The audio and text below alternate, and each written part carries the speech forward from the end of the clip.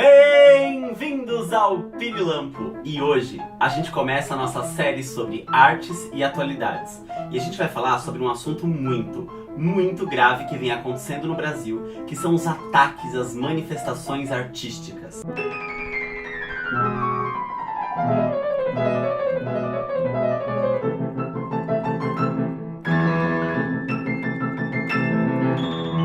Recentemente, aconteceu um ataque à exposição Queer Museu no Santander Cultural em Porto Alegre. E logo em seguida, outro ataque contra uma performance no Museu de Arte Moderna em São Paulo. Vamos tentar entender tudo isso? A mostra em Porto Alegre possuía 270 obras de artistas bem famosos como Portinari, Volpi, Lígia Clark e Adriana Varejão. Ela tratava de temas muito atuais, como a violência que gays, lésbicas, transgêneros e travestis sofrem hoje no Brasil. Você sabia que a expectativa de vida de uma travesti no Brasil é de 35 anos de idade? Você sabia que o Brasil é um dos países que mais mata gays e lésbicas no mundo inteiro? Ora, uma das funções da arte é mostrar para o público, através dos olhos do artista, a realidade, de modo a transgredir, provocar, denunciar. O artista pode comover o espectador e, com isso, ele vai afetar a sua sensibilidade. Mas a exposição foi acusada de pornografia, de apologia à zoofilia, de apologia à pedofilia. Vamos analisar algumas obras. Essa obra da Bia Leite, por exemplo, trata do surgimento da homossexualidade e da transexualidade ainda na infância, algo que a Organização Mundial da Saúde reconhece como absolutamente normal. São apenas crianças que, no caso da transexualidade, por exemplo, não se identificam com seu sexo biológico e sofrem imenso preconceito por isso. Como lidar com elas? Vamos ignorar e pensar que é só uma fase? É isso que a obra questiona. Não há pedofilia nenhuma aí. Já essa obra, da Adriana Varejão, chamada Cenas do Interior, contém sim várias cenas de sexo, entre elas uma prática que envolve animais. Segundo a autora, ela tem a intenção de jogar a luz sobre coisas que existem escondidas. O fato de se representar a zoofilia não significa que se está fazendo apologia ou concordando com isso. O incômodo e a repulsa são reações esperadas do espectador nessas obras. Além disso, a presença de animais em meio a cenas de nudez é muito comum em obras, inclusive em obras sacras e míticas. Veja essa obra, por exemplo. Trata-se de uma representação do inferno em que existe a nudez e uma cobra morde o pênis do condenado. Existe também apologia à zoofilia aí. Ora, essa obra é o trecho de um teto da Capela Sistina,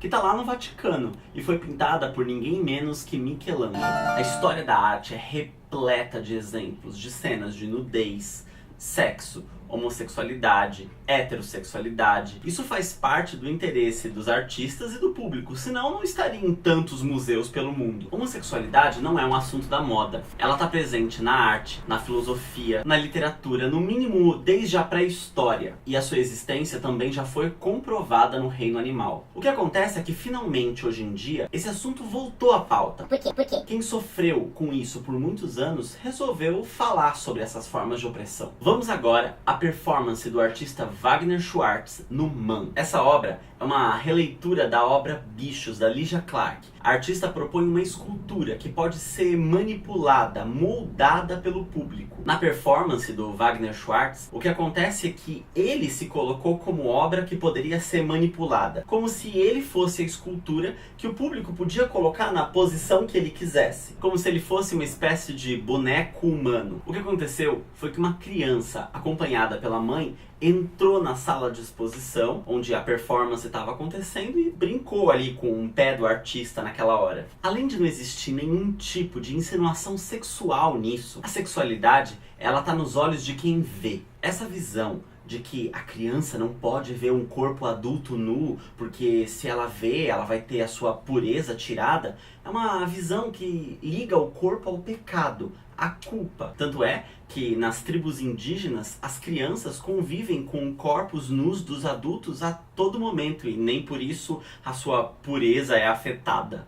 Por fim, vamos falar de uma performance mais antiga que deu o que falar. Durante a Parada Gay de 2015, a artista Viviane Beleboni, que é transexual, se crucificou como se fosse Jesus Cristo no alto de um carro alegórico. E as pessoas consideraram isso uma ofensa ao cristianismo. Por que Jesus Cristo foi crucificado? Porque ele foi considerado um herege, porque ele não era compreendido pelas pessoas que viviam na época dele. Não é exatamente isso que acontece com travestis e transexuais hoje? Eles não são compreendidos pela sociedade que os cerca?